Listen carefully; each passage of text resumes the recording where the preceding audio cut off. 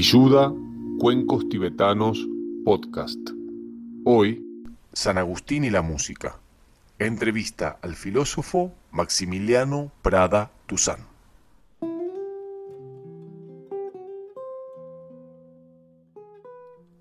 ¿Sabés qué es un himno? Un cántico que alaba a Dios. Si alabás a Dios y no cantás, no proferís himno. Si cantás y no alabás a Dios, tampoco proferís himno. Si alabás algo que no pertenece a la alabanza de Dios, aunque cantando alabes, no proferís himno.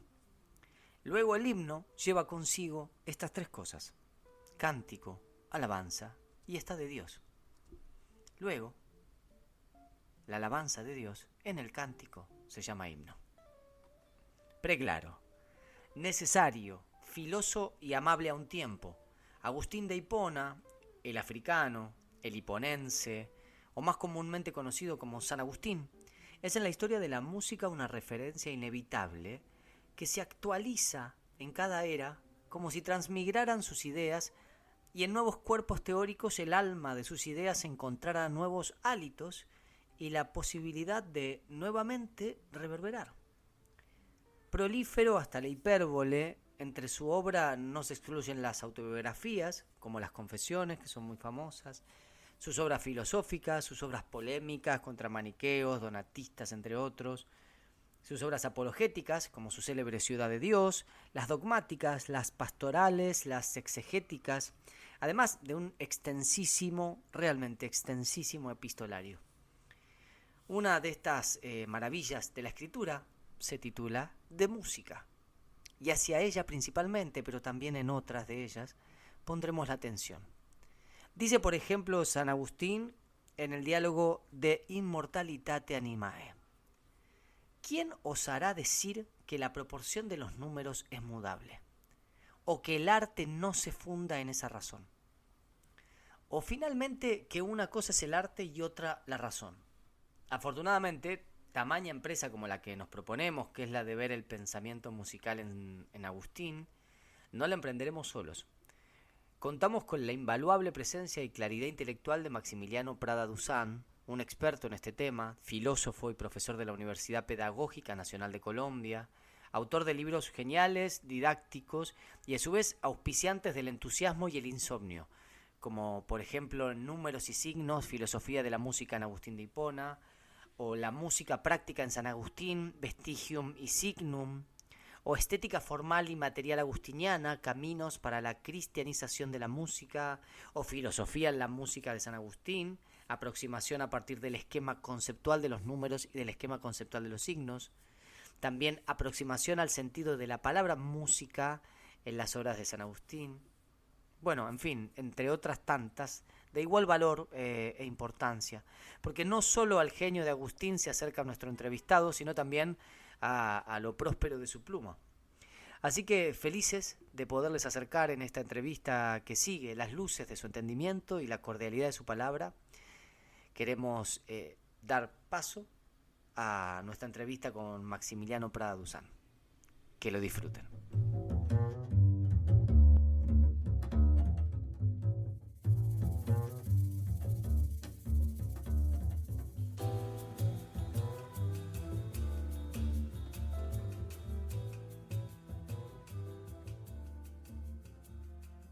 Siempre las preguntas tienen como su porción de alquimia y el orden importa. Por eso troqué muchas veces el orden de estas dos primeras preguntas que voy a hacerte, intentando que no se hagan trampa la una a la otra y a ver si decidí bien. Por eso quiero empezar preguntándote por acá. Vos esquematizás la relación de Agustín de Hipona, más conocido como San Agustín, para quienes quizás no lo sepan, a través como de dos esquemas conceptuales: las artes literales, el trivium, el quadrivium, de los que vamos a hablar después más en profundidad, y del signum, y a su vez lo referís con tres elementos. De uno de ellos yo quiero hacer como un hincapié para comenzar, quizás de una funcionalidad de la música para Agustín, que es su dimensión anagógica. La música tiene esta cosa medio anfibia, que tiene un pie en el territorio ontológico, material, digamos, como acontecimiento sonoro, longitud de onda, amplitud de onda, Pero por el otro lado, como teoría y revelación de la razón, está anclada en lo inmaterial, lo inamovible de la armonía. Entonces, el sonido queda como reflejo de esas normas trascendentes que la música demuestra siendo en sí mismas. Y así como Platón usaba como verbo lo anagógico como ascensión al topos uranos de las ideas, mi pregunta va por acá. ¿Cómo ve Agustín esta función de la música como enlace o como puente de transporte al mundo de lo trascendente? Incluso Maximiliano, corregime si pienso mal en articular la pregunta reemplazando lo trascendente y diciendo Dios. ¿Cómo ve Agustín como una escalera de sonidos a la música para acceder al mundo espiritual o a Dios mismo?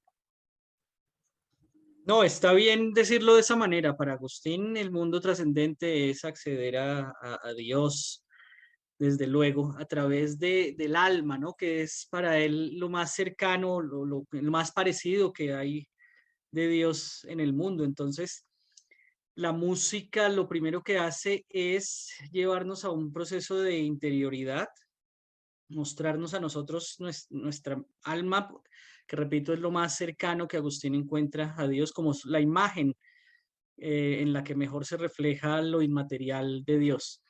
Eh, es que precisamente lo que encuentro en San Agustín es que él al principio viene de una vertiente muy platónica, neoplatónica, pitagórica, donde el acceso o el ascenso más bien a Dios se da por vía de el estudio de las preguntas racionales.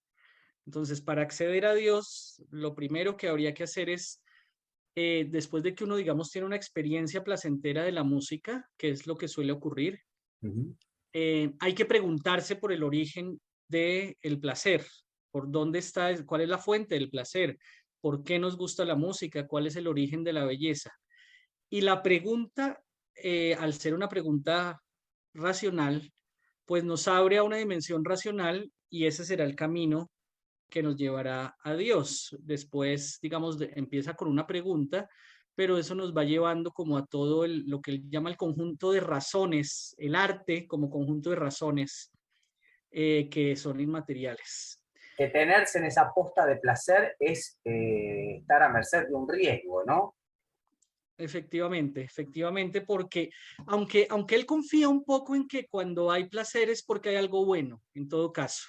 Mira, Puede que no sepamos bien qué es eso, pero si hay placer, él entiende el placer como una reacción del alma. La teoría de la sensación de Agustín es que la sensación es una acción del alma y no una pasión del alma, no es que se reciba algo, sino que el alma cuando siente placer es porque encuentra, digamos, encuentra que ese estímulo corporal es favorable o va en la misma dirección de la búsqueda de placer del alma. Entonces, ante un estímulo corporal, si yo siento placer, es porque ese estímulo va en la misma dirección del alma. Y si siento dolor, es porque el estímulo va en una dirección contraria. Entonces, él entiende que incluso el placer corporal es ya como un anuncio de que hay algo más grande. claro, claro, entiendo. Pero eso más grande lo encontramos inicialmente solo con la razón, no Claro. lo encontramos indagando en el placer corporal o solo experimentándolo allí. El error no es experimentarlo, sino permanecer en él. Efectivamente. Saciarnos ahí, no quedarnos en eso Eh, como indicio de lo otro. Efectivamente. Entonces es interesante porque uno tiene la idea en general de la Edad Media de que hay un rechazo al placer. Hay un rechazo en el sentido que lo has dicho, no nos podemos quedar ahí. Además, porque si nos quedamos ahí, dice Agustín, no llegamos al placer más grande y lo que todos queremos es llegar al placer más grande. Claro, Entonces claro. sería una pérdida quedarnos ahí. Hay como una Hay, especie de apuesta de Pascal acá también, de que conviene seguir porque si te gustó el placer primero hay un placer más grande luego.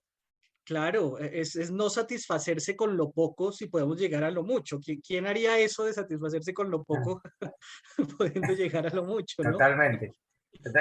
Es cierto que decís que generalmente uno asocia esta edad histórica con lo restrictivo y acá hay algo que es totalmente por vía positiva. Esto puede amplificarse y no es tan Efectivamente, esperable. así es, así es. Em, hay una confianza en la razón, desde luego también allí, que es otra de las ideas generales sobre la Edad Media, ¿no? Que no se confía en la razón, no, pero aquí hay una confianza en la razón en términos o en el sentido en que es el camino de la razón el que nos va a llevar a Dios. Claro, lo que pasa es que ya cuando lleguemos a Dios vamos a tener que dejar atrás un poco la razón. El vínculo racional con Dios no es el mejor vínculo, ni el absoluto, ni el que más placer nos va a dar, ¿no? Hay una relación de la voluntad que supera el vínculo racional, pero el camino en ese punto sí es racional. Efectivamente Perfecto. ahí. Mm. Algo de esto, por eso yo la primera y la segunda pregunta no sabía bien cómo ponerla, pero algo de esto que vos me anticipás, en cierta cuestión meramente quizá, pero celebratoria del placer corporal. Agustín tiene como una célebre conversión. Es más, creo que está en el catálogo de conversiones conocidas, está en los primeros puestos. Incluso es conocida por ser tardía, incluso confesada por él mismo como una dilación. En las confesiones creo que él mismo se queja diciendo, tarde te amé, belleza tan antigua y tan nueva, tarde te amé, como llegué tarde. Vos señalás en tu obra que San Agustín tiene como ciertas tempranas epifanías sonoras, recuerda una voz, es decir, como una indicación que entra por el oído que le dice tomá y lee. También nos contás de un San Agustín medio maravillado por los signos y los cantos, y acá quería llegar, incluso por cierta función terapéutica quizás, cuanto que le trajo quizás alivio tras la muerte de Deodato, su hijo, fallecido prontamente a ser bautizado. Entonces, ¿cómo podemos, Maximiliano, imbricar esta biografía de padre doliente, de converso tardío, a su vez de niño cautivado por los cantos ceremoniales, en este posterior y particular análisis de lo musical que él hace? ¿Cómo podemos hacer esa Sí, imbricación? eso es algo muy importante cuando uno analiza los momentos en los que Agustín habla de la experiencia musical. Normalmente habla en situaciones límite. La música acompaña situaciones límite de la existencia, la muerte del hijo, la conversión, por ejemplo, Claro. que es el gran centro de su vida, que es la conversión, se da por el canto de unos niños que él no sabe interpretar de dónde vino el canto, etcétera, y lo mismo la crítica tampoco lo encuentra. También cuando él está orando, digamos, en una escena que señala que están como resistiendo, la iglesia misma se une para resistir una noche de vigilia ante unas, digamos, amenazas que tiene la iglesia en su momento. Él encuentra el poder del canto colectivo, encuentra también el poder del canto como un lugar donde se expresa una fuerza grande. También más adelante, ya pasando este momento, digamos, más neoplatónico, él empieza como a escudriñar esa fuerza que tiene la música ya en un sentido existencial. Porque lo que ocurre en el primer momento de Agustín es que la música sonora la ve como con cierta reserva en todo caso, pero más adelante, al ver esa potencia que tiene en la existencia, él empieza a desarrollar como otra relación frente a la música más existencial, si se quiere, más como dato sonoro, no solo como ese ejercicio racional que nos lleva a Dios, sino como esa experiencia sonora también nos lleva a la música en tanto experiencia, perdón, a Dios en tanto experiencia sonora. Hay una parte que a mí me llama mucho la atención de él cuando se refiere al canto del aleluya. Cuando él habla del canto del aleluya, empieza a decir que cantar el aleluya, y es la práctica del canto ambrosiano en su momento, eh, él señala que quedarse cantando la A del aleluya, Ajá. dice, cuando uno canta el aleluya, una de las formas del canto coral es la extensión de la A, hoy diríamos como una improvisación sobre una vocal. Uh-huh. Y él dice, esto tiene que ser así porque hay momentos en que sentimos tanta alegría, y por eso es el aleluya, que las palabras que tienen un significado Claro. no son capaces de expresar todo lo que tenemos adentro. No son capaces de expresar. Entonces, como que lo único que nos queda, eso sería una tesis tremendamente del romanticismo alemán. Sí, Lo que sí, nos queda después de las palabras es la música. Eso claro. explica por qué está en situaciones límite la música, siempre acompañando. Pero para no abandonarla del todo, se vale de una, aunque sea de una vocal del aleluya, para no dejar la significación semántica y prolongarla. Mirá qué astuto. Efectivamente, de todos modos ese es el canto, la mayor expresión, y el canto se da en alguna vocal, en alguna letra, ¿no? Alguna palabra. Mirá. Pero es interesante eso porque es la expresión de una alegría suprema que como es tan grande no somos capaces de encerrarla en las estructuras humanas, que serían las Claro. palabras significativas, pero aún así se tiene que dar en estructuras humanas. Por eso se En- mantiene en una palabra. Entonces hay algo, Maximiliano, también en esto de su conversión, de la música llegando, intrusándose en su biografía con un vigor muy fuerte. Hay algo también de mirar la música como por empirismo, por el efecto que ha generado.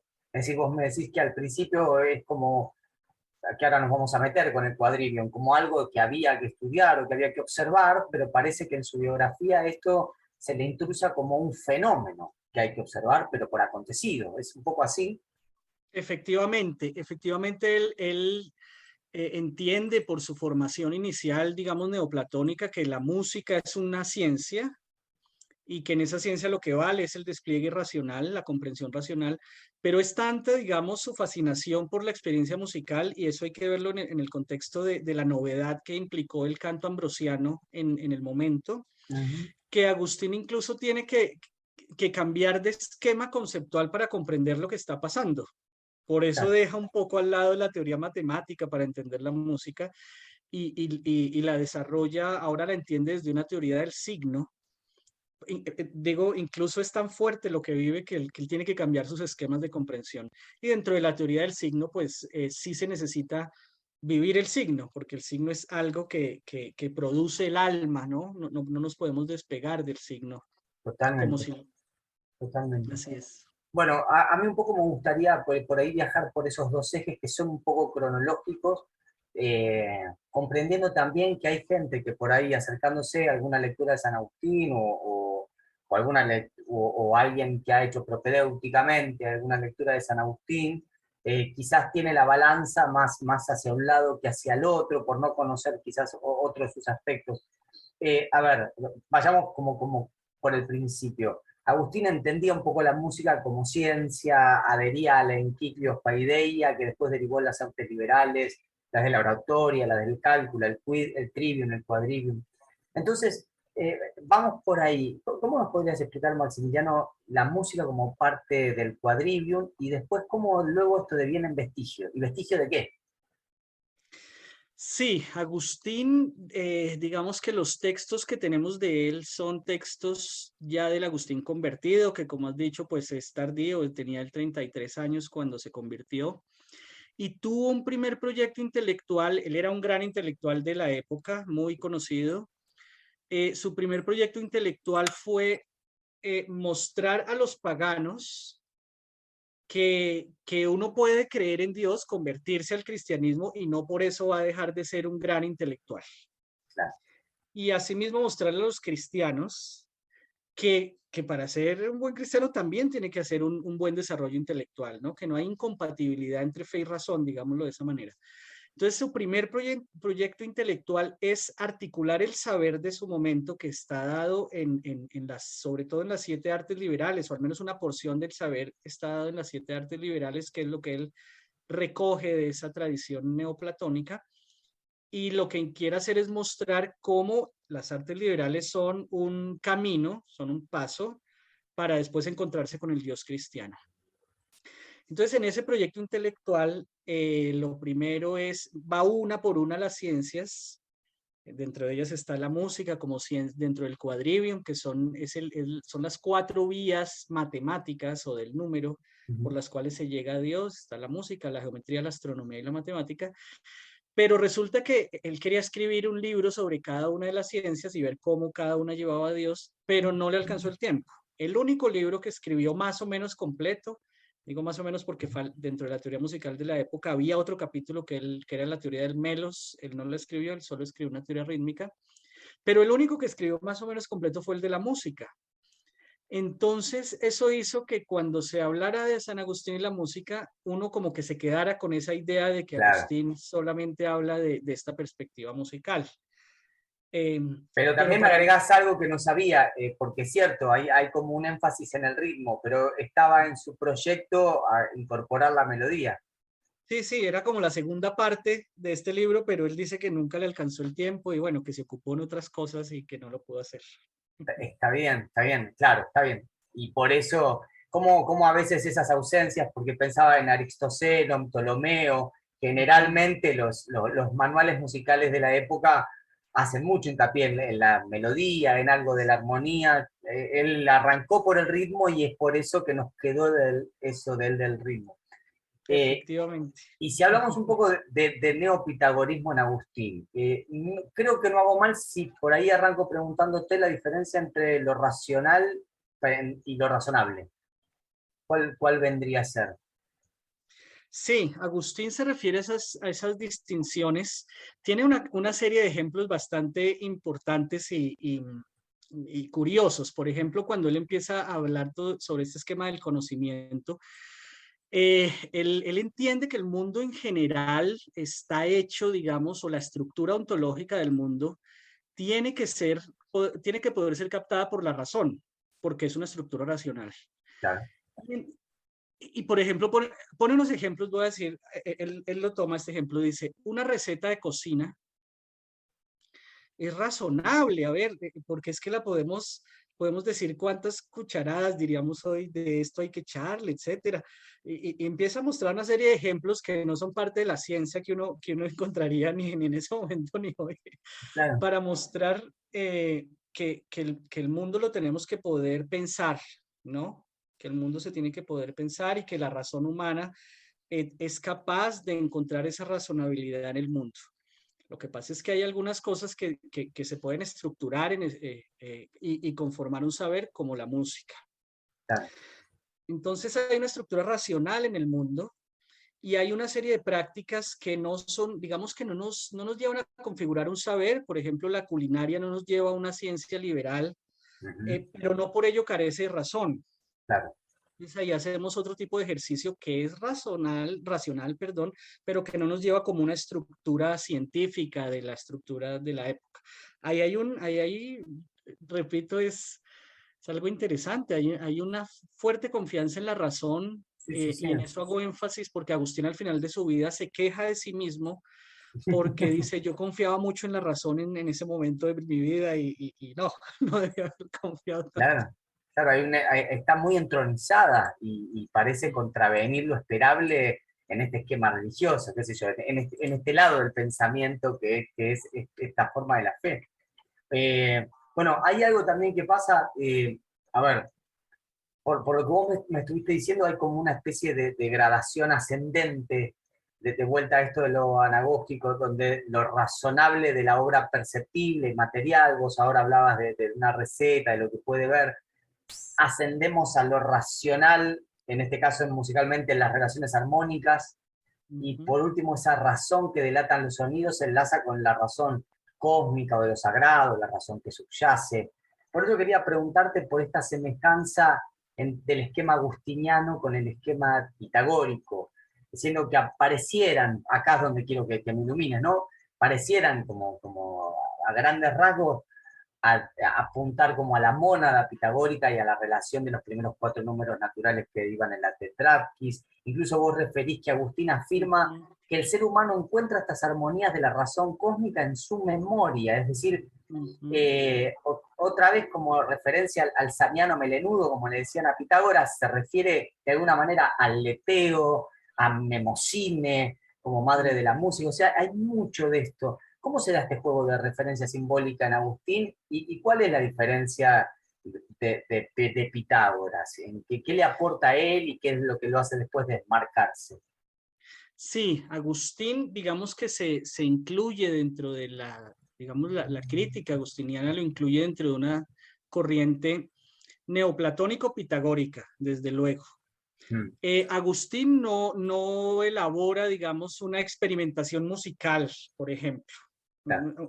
Algo, digamos, un estudio empírico de la música, Agustín no lo tiene, como sí conocemos que en la tradición pitagórica se dio. Si algo de eso tuviera Agustín, lo único sería el estudio sobre la métrica, Claro. que es sobre la duración de los versos, de las sílabas, digamos, en la poesía latina, pero no tiene, digamos, como punto de partida, no tiene lo que sí le conocemos a la tradición pitagórica. pero digamos donde Agustín sí se declara heredero de Pitágoras es en la Tetractis, desde luego. Él da una justificación de la Tetractis que es bastante a veces confusa, compleja, porque son los primeros 4 números la progresión perfecta. Ujú. Que es bueno, es porque al final lo perfecto es aquel, al menos en este mundo, digamos, sublunar, creado, lo más perfecto es aquello en donde los medios son, digamos, están en armonía con los extremos, y él encuentra que en la progresión 1, 2, 3, 4, si uno toma los extremos 1 y 4, dan 5, y 2 y 3 dan 5, Claro. luego esa es la progresión perfecta. Eh, Otras progresiones no cumplen con esas condiciones. Bueno, por ahí va la argumentación. Pero lo que sí termina pensando Agustín, es como ya el punto neoplatónico de todo esto, es la referencia al origen en el uno de esta, es como una fuerte, como un énfasis Mm. en que todo esto tiene un origen en el uno. Esto lo aprendió de Plotino directamente, de cómo el uno origina el 2. Claro, la explicación de por qué sale el 2 después del uno y por qué el uno no se quedó solo en Claro. su unidad es muy extraña en Agustín. Y finalmente, para, para Agustín, o el paso que termina dando Agustín, ya para ver dónde se desmarca, eso es una hipótesis de trabajo que hay en la historiografía medieval, es algo así como bautizar al uno, eh, Claro. bautizar al uno, y que esa unidad, eso es algo que desarrollará Agustín, no en ese libro de música, sino después, eh, la idea bueno, de la interioridad, de que ese uno lo tenemos dentro. Eso Agustín lo desarrolla todo el tiempo, de que la idea de unidad es una estructura subjetiva, de ahí que la fenomenología, digamos, siempre esté tan cercano a Agustín en ese punto. El Claro. libro de música se dice un primer tratado de fenomenología, pero sobre todo es como después esa progresión es una experiencia humana. Ese es el punto al que quiero ir, sobre todo, que Perfecto. no es el mundo independiente, sino es experiencia humana. Perfecto. Perfecto. Algo de lo que decís me da a sospechar, corregime por favor si lo estoy leyendo mal, pero que en esto de no haberle alcanzado el tiempo para desarrollar las otras 4 artes del cálculo, las otras ciencias del cálculo, las otras 3 que quedaban, eh, lo vemos haciendo pie en el pitagorismo, aún no teniendo praxis musical, porque se toma de él lo racional que le permite esta cuestión anagógica, que quizás si hubiese escrito los de astronomía, lo hubiéramos visto en otro tipo de relaciones, si nos hubiera quedado en la historia, por ahí está un poco menos fusionado con la idea de lo musical, ¿no? Un poco podría ser así. Sí, es parte de los estudios que hay, ¿no? A mí siempre me llamó mucho la atención contrastar el Agustín muy racional de cuando habla de la música como ciencia, que Mm. incluso desdeña de la práctica musical, dice, no, esto pues igual los pájaros también hacen sonidos bellos y los animales, mientras que los humanos hacemos ciencia. Claro, Ese Agustín como tan racional, pero cuando uno leía otros textos, uno veía un Agustín muy sensible a la práctica musical. Yo decía, no, esto no entiendo, no entiendo estos claro. dos Agustines, digámoslo así. Entonces, por eso fue que tuve que ir a ver cómo era que lo comprendía después, porque no era compatible tal separación entre teoría y práctica, digámoslo así. Totalmente. Eh, a ver, al tocar estos temas, yo creo que vamos como superando la tangente y uno termina como ingresando, ya que vos trajiste la idea de la subjetividad, uno va ingresando a la idea del tema de la belleza de la música para Agustín. Eh, para mí, vos con una precisión quirúrgica agarrás una cita del teólogo católico von Balthasar. El ser incluye en cuanto a ser una manera de ser, de especie, o lo que es lo mismo, una forma, términos que dicen tanto esencialidad como belleza, es la cita. ¿A dónde encuentra la belleza Agustín? La belleza en la obra musical. ¿Y qué relación tiene lo bello y lo racional? Sí, aquí también tenemos que hablar como de las dos partes o dos aproximaciones teóricas que hace Agustín. La primera efectivamente la belleza tiene que ver con la armonía matemática, la teoría de la proporción. El origen de la belleza, desde luego, es el uno, que es Dios, pero eso implica que el despliegue de Dios, que se da inicialmente por la tetractis, es, digamos, el fundamento de la belleza en las obras, digamos, sublunares o en las obras creadas. Hay una idea allí, desde luego, de una belleza de tipo formal en la música, es decir, la belleza de una obra se puede encontrar racionalmente por las proporciones matemáticas que subyacen a esa aparición material. Tengo un verso que tiene unas estrofas, unas palabras, digamos que en ese punto el contenido de las estrofas no me interesa, lo que me interesa son las relaciones rítmicas que hay en esos versos, en esas estrofas, y si esas proporciones están referidas a la tetractis, entonces hablo de belleza. Y él incluso en muchas partes dice algo así como: comparé mi análisis, digamos, matemático, formal de estas obras con lo que dicen las personas que terminan diciendo que estas obras son las que más placer le causan. Entonces dice, eso es como una comprobación de que la belleza es formal y se puede captar racionalmente. Pero después cambia totalmente cuando él se convierte y analiza con profundidad lo que implica la encarnación, que termina pensando, no, la belleza no es una mera forma, la belleza es Dios y Dios se encarnó y tiene un contenido y tiene un cuerpo, etcétera, y es Cristo encarnado.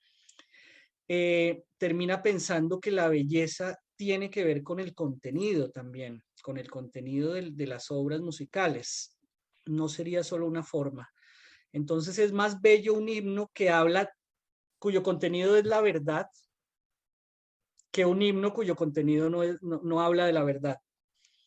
Me encanta lo Y que me es estás proponiendo, porque es como nuevo testamentario, hay una idea de la belleza del Dios eterno, inamovible, que así se traduce por lo racional, pero cuando Dios se hace carne, se humaniza, la belleza pasa a tomar esta dimensión movible y más informe, y la música puede acompañar esto. así es, digamos, cuando es interesante el cambio en Agustín cuando él empieza a considerar con mucha más fuerza la encarnación, porque es que la encarnación significa que la verdad se hizo carne, nada más y nada menos, que la verdad es también la belleza. Entonces la belleza se hizo contenido, se hizo cuerpo.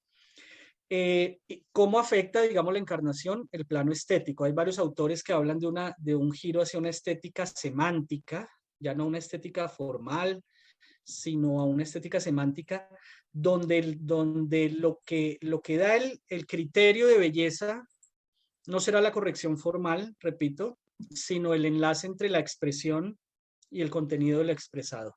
En la relación, digamos, de signo de las tres funciones, sintáctica, semántica y pragmática. Claro. Es decir, tendría que tener eso para que llegara a una expresión de belleza.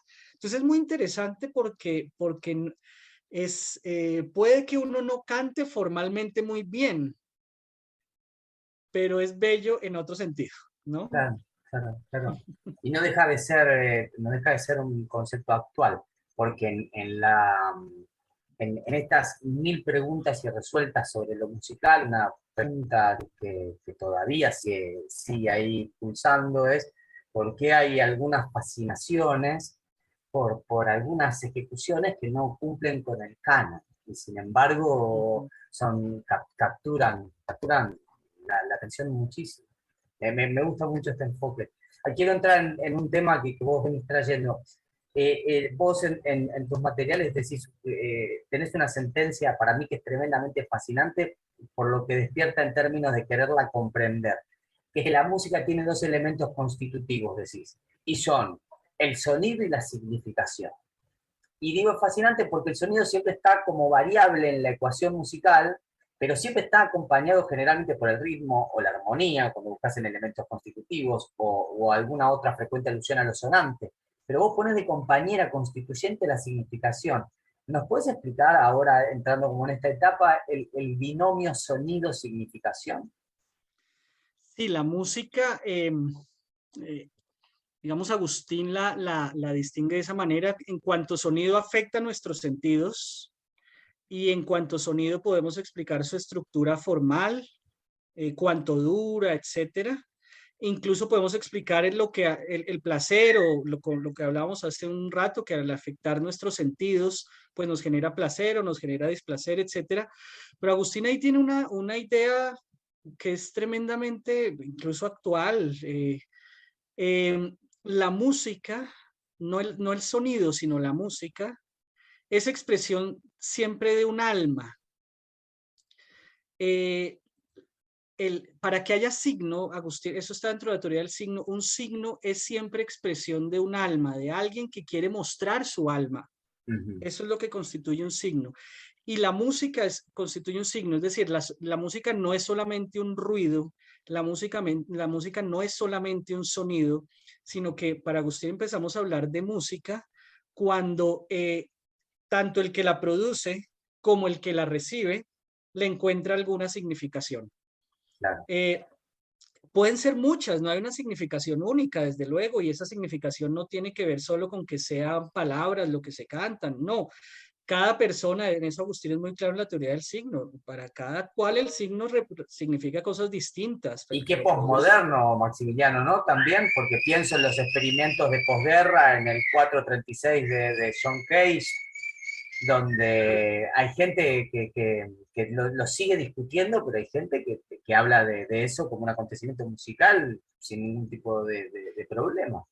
Sí, totalmente. Hace poco estuve, bueno, indagando en eso. Incluso Hindemith, este músico y musicólogo, habla de una co-construcción de la música. Dice, hay música cuando hay una mente dotando de significado al sonido. Si no, pues es ruido. Pero Claro. para que haya música se necesita una mente significativa, digámoslo así. Eso es una idea que Agustín, digamos, yo creo que ese fue uno de sus grandes o intuiciones y aportes, pensar de ese modo la música. Entonces él lo que empieza a desarrollar ya es qué significa la música, repito, no como un significado estático o un significado necesario, porque para Agustín el signo nunca hay una relación necesaria entre significante y significado, sino que siempre es contingente. Esa salvedad hay que hacerla, no.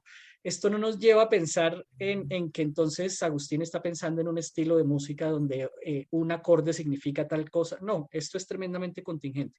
Pero para los humanos, nosotros los humanos vivimos la música de modo significativo. Ese es el punto de Agustín. Podríamos hacer un experimento mental contrafáctico. San Agustín expuesto al tritono de Guido de Arecio. No lo habría temido tanto esta cuarta aumentada. Yo creo que no, porque Agustín, la cuarta aumentada tiene, el problema de la cuarta aumentada finalmente es un problema formal. Claro. Pero para Agustín ese ya no es el problema es lo que significa la música. Claro, me encanta. Digo, para quien esté escuchando, que después vaya a leer a San Agustín, porque por esta fascinación, genera esta fascinación por la posibilidad de actualizarlo casi inmediatamente, San Agustín. Es más, yo no quería dejar de huir, justamente para que quizás no conozca la obra de San Agustín en relación a la música, su frecuentación con la organología y ciertas asociaciones que la connota con la hechura de instrumentos. Vos en uno de tus textos traes a colación un salmo que es el 149, donde análogamente en la construcción de instrumentos y en la edificación del alma se sacrifica la carne. El salmo medio textual dice, en el tímpano o tambor se extiende el cuero y en el salterio se tienden las cuerdas. En ambos instrumentos, concluye, se crucifica la carne. Entonces, a ver si de esta pregunta podemos extraer sentido. ¿Hay una soteriología en la lutería? ¿A dónde deja Agustín en términos de importancia anagógica la hechura de instrumentos? ¿Qué pasa con el quehacer? Sí, Agustín, digamos, Agustín esto lo trae por su lectura de la tradición, digamos, de los padres de la iglesia. Hay una tradición, digamos, de interpretar simbólicamente los instrumentos, tanto en el modo como se hacen o en el proceso de elaboración del instrumento como en la ejecución del instrumento, sin duda. Agustín es bastante particular en la época porque le introduce el elemento significativo con gran fuerza. Claro. Uno puede contrastarlo con la organología, por ejemplo, de Casiodoro, que es una organología mucho más sistemática que la de Agustín, pero no tiene el enfoque, digamos, sígnico o simbólico. En este momento en Agustín no se puede hacer la diferencia, llamémoslo simbólico si queremos por ahora. Casiodoro no hace esa proyección, digamos, hacia una teoría del signo como sí la hace Agustín. Y Agustín sí es en muchos momentos sí está pensando que hay que, como dicen Ciudad de Dios, hay que vivir según el espíritu, no según la carne. Y como él encuentra en la música esa función anagógica, como él encuentra que la música es uno de esos puntos que en verdad lo lleva a uno a otra dimensión espiritual, es constante encontrar esas descripciones que le hablan de cómo dejar con la música, dejar de vivir según el cuerpo, o más bien según la carne, y vivir según el espíritu. Entonces no es en Agustín extraño encontrar digamos, ese tipo de descripciones tanto en la forma de hacer instrumentos, en los materiales de los instrumentos también, en el tipo de sonido que producen, en la forma de tocar los instrumentos. Constantemente los está interpretando en esa, digamos, hermenéutica habitual que él tiene, que es interpretar estos elementos materiales a partir de lo que ellos proyectan hacia el mundo espiritual. Otra pregunta que quería hacerte, ya sea por el fin de sus acciones o por la sustancia con la que comercian o por lo mutable o inmutable de la huella sonora que dejan, en Agustín hay una diferencia, por lo menos en un tiempo, una oposición entre músico y cantor. ¿Podrías contarnos en qué se basa esta oposición que él hace? Sí, sí, sí. Conviene señalar que eso responde como a ese primer periodo donde él es como está incluyendo a la música como una ciencia. Ujú. Y entonces señala que una cosa es hacer algo, ese es como el principio, y una cosa es saber lo que se hace. Entonces dice, los cantores, los citaristas, pues saben hacer una práctica, pero otra cosa es saber el principio, las razones, la ciencia que hay detrás de la práctica. En ese momento, Agustín, que está como tan del lado de la ciencia musical, Hmm. señala o ve muy poco valor en la práctica musical, ve muy poco valor. Dice, no, pues los cantores, los citaristas, al final pueden aprender por imitación eh, y a veces es un puro virtuosismo manual y eso no tiene mayor valor porque el valor máximo está en el mundo espiritual. Claro. Entonces, esa es la diferencia entre cantor y músico, diciendo que al principio hay una valoración, digamos, muy pronunciada en el músico por encima del cantor. Pero cuando después se introduce la variable de la encarnación, la cuestión cambia totalmente. Será mucho más valioso cantar que tener ciencia musical. Claro. Claro, como que lo principio es una memoria del cuerpo, ¿no? Versus esta mnemocine, que es el cuerpo, el alma que recuerda las relaciones armónicas, racionales, el ratio que denuncia a Dios. Efectivamente. Y después el himno, ¿en qué se vuelve el himno? Porque yo supongo que acá debe haber como una circularidad, como una especie de ouroboros entre el himno que lo cautivó de chico y ahora luego de converso ver en la posibilidad de cantar un himno, porque el himno lo define muy precisamente. No cualquier cosa es un himno. No cualquier cosa es un himno, exactamente. Sí, al inicio está esta idea de que la música racional, llegamos a ella por vía de la interioridad y llegar a ella por vía de la interioridad es encontrar en la memoria efectivamente los principios formales que estructuran la belleza, digamos, material y que nuestro placer máximo está en encontrar esos principios digamos, en la memoria que después nos llevarán a que su origen es Dios. Pero después lo que ocurre con la teoría del signo es que un signo es algo que impacta mis sentidos, tiene, digamos, un significante, es un objeto material, siempre un Ujú. signo, pero ese signo hace que yo vuelva sobre mi memoria. Si yo reconozco la palabra casa es porque al escuchar estas cuatro letras, C, A, S, A, vuelvo sobre mi memoria y ahí hay un contenido Mm. que es la casa asociado a esas cuatro letras que escuché. Entonces, ahí hay otro ejercicio de la memoria, efectivamente, es también volver sobre mi memoria, claro, pero ya no es volver a su estructura formal, sino es volver a los contenidos que tiene mi memoria. Y los contenidos que tiene mi memoria son contenidos en el tiempo, son contenidos que yo he construido o tengo ahí porque soy una persona de carne y hueso que vive temporalmente. Entonces, el signo musical ahora empieza a tener un valor porque es capaz de hacerme volver sobre mi memoria y hacerme volver a vivir los contenidos verdaderos que tengo. Claro. Esa es la virtud del signo musical. Y entonces el himno, efectivamente, el himno es un canto de alabanza a Dios y tiene que ser de Dios porque si no, no es un himno y tiene que ser de alabanza, no es cualquier cosa, pero entonces lo que ocurre allí no es solamente que yo canto un himno con un contenido, sino que si yo efectivamente alabo a Dios y dentro de mí tengo ese tipo de vida que alaba a Dios, entonces el himno lo que hace es revivir en mí esa fe, esa voluntad de querer a Dios, etcétera. Entonces, cantar un himno no puede ser cualquier himno porque si yo no alabo verdaderamente a Dios, ese himno que canto no me trae ese contenido de la memoria. Entonces, por eso no puede ser cualquier cosa cantar un himno. Si ese contenido de la memoria lo evoca la vocal A del final del Aleluya, eso podría ser un himno en sí mismo.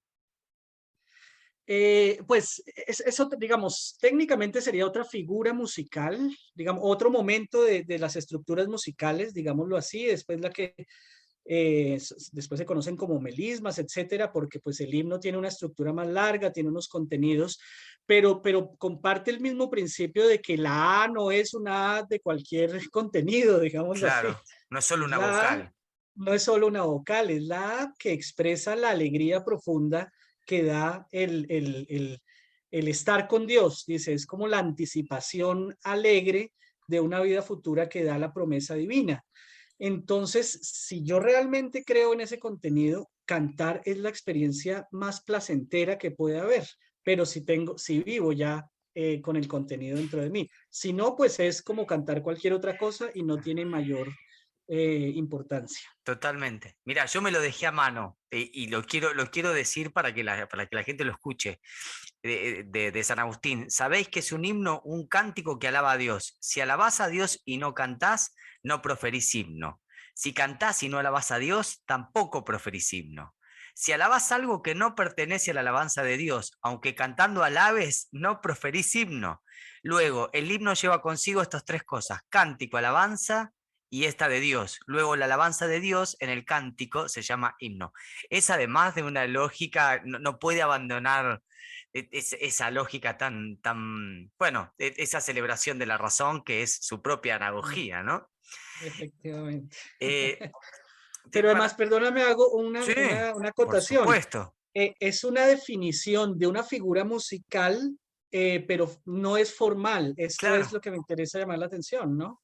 es subjetiva, si no, no, totalmente. Claro, es totalmente dentro de esto es un signo, pero el signo es una experiencia vital sobre todo. Entonces, desde allí se definen ahora las formas musicales para Agustín. ¿Sabes en qué lo pienso como una adaptación posible? Quizás, Maximiliano, uno podría describir una canción de rock como estrofa, estrofa, estribillo, estrofa, estrofa, estribillo, estribillo, y eso es una descripción formal, pero nos faltaría un elemento subjetivo que podríamos llamar Total, la condición rock, totalmente, el total. ánimo de rockear, no sé qué podría Sí, ser, que de no estar la condición formal de esa estructura no la cumple, y no podríamos llamarlo rock como no podríamos llamarlo himno en este caso. efectivamente, eso es, digamos, una anticipación de lo que en la música actual, pues definimos en géneros. ¿Cómo podemos definir el rock, por ejemplo, sin pensar que es una música que está contestando a unas épocas, que se está liberando de ciertas estructuras? Eso todo es una estructura Claro. significativa. Y desde allí definimos el rock, no desde una estrofa, estribillo. Al punto tal que cuando algo cumple con esa formalidad, pero se vuelve mainstream, enseguida se lo denuncia de no cumplir con su objetivo. Eh, quiero hacerte, por último, Maximiliano, una pregunta más personal. Eh, Igual me voy a valer de un fragmento, porque vos utilizás una expresión hermosa que a mí me gustó mucho, que es coordenadas ontológicas. Me gustó mucho este maridaje.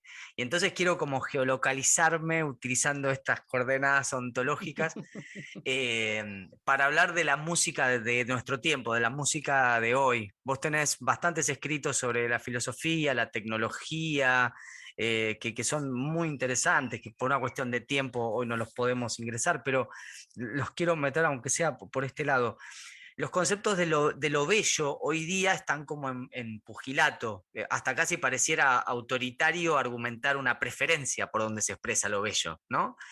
Entonces quería preguntarte, si para vos hay lo bello transhistóricamente hablando en música, o sea, como una marca metafísica en la combinación sonora, si lo hay, que me digas qué sería, y si por el contrario vos pensás que no, que la música, la belleza en la música es convencional y es epocal, ¿dónde hallás la belleza musical hoy día vos?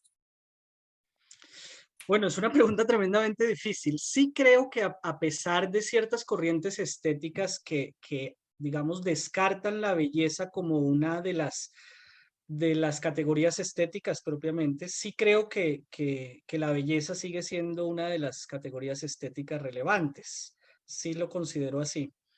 Eh, Precisamente yo en esto soy más bien, digamos, muy agostiniano en esta parte y es pensar en la relevancia que tiene el tiempo para todo esto, la encarnación y que somos seres temporales. Y es que no podríamos expresar esa belleza por fuera de nuestras coordenadas, Claro, ahí sí, vitales, temporales, todo esto no las podemos expresar de otra manera, no podemos vivirlas de otra manera. Voy a poner un ejemplo. Yo estudio mucho el canto gregoriano, pues, por obvias razones, pero a mí no me causa placer escuchar canto gregoriano, tengo que confesarlo, ya que la pregunta era personal. Yo encuentro placer en música, digamos, de mi tiempo, por decirlo de alguna manera, ¿no?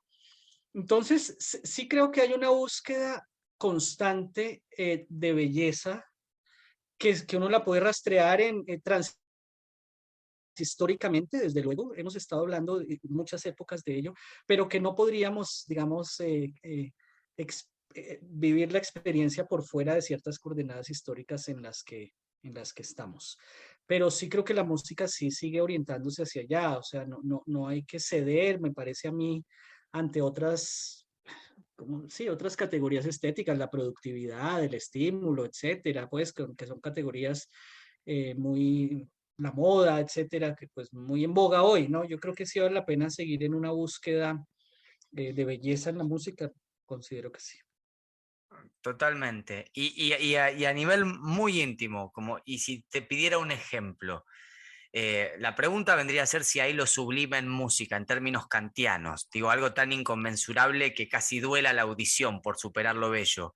¿Hay alguna canción que a vos te evoque este nivel de Honduras, que se te acerque a lo sublime?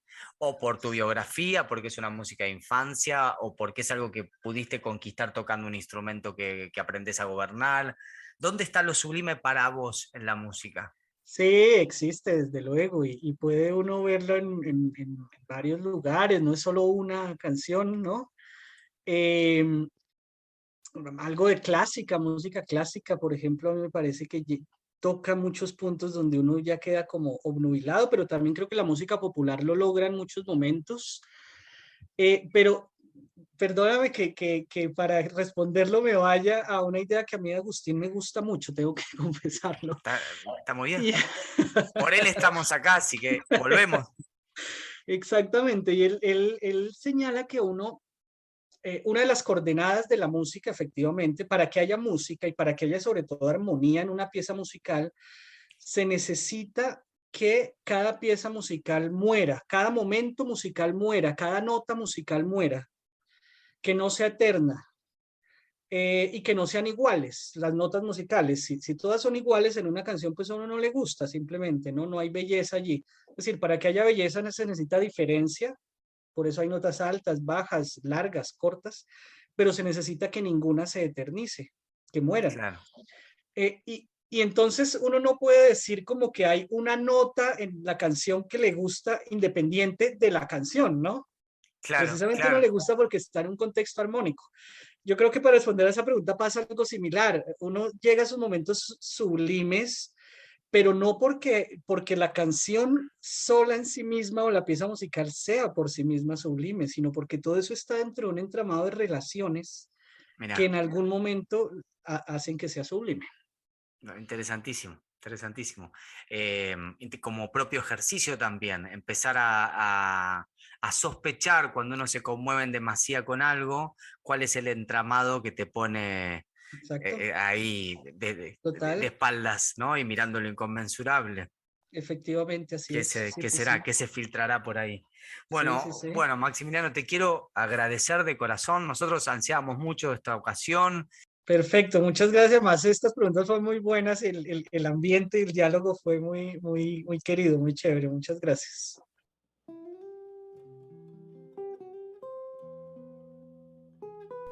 Para concluir, oiremos de Mozart Laudate Dominum, para no irnos sin dejar vibrante un himno sublime. Este fue el podcast de Villuda Cuencos Tibetanos. Hasta la próxima.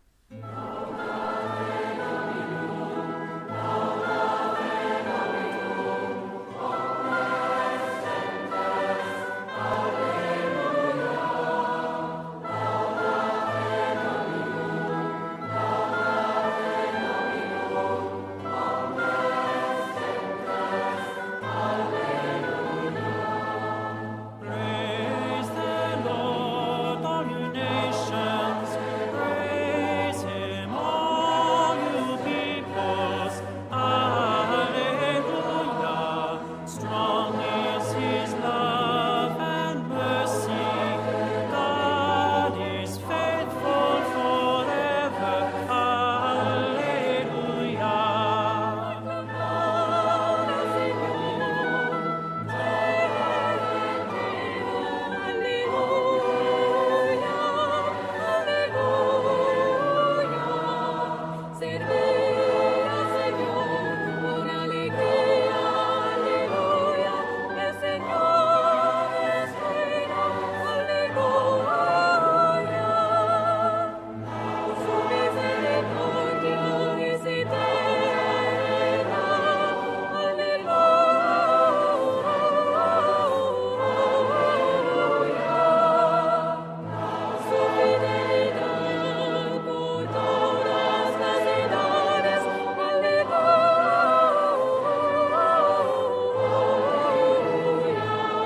Schaut her, ihr Gebeugten, schaut her, freut euch, ihr, die Gott sucht, euer Herz lebe auf.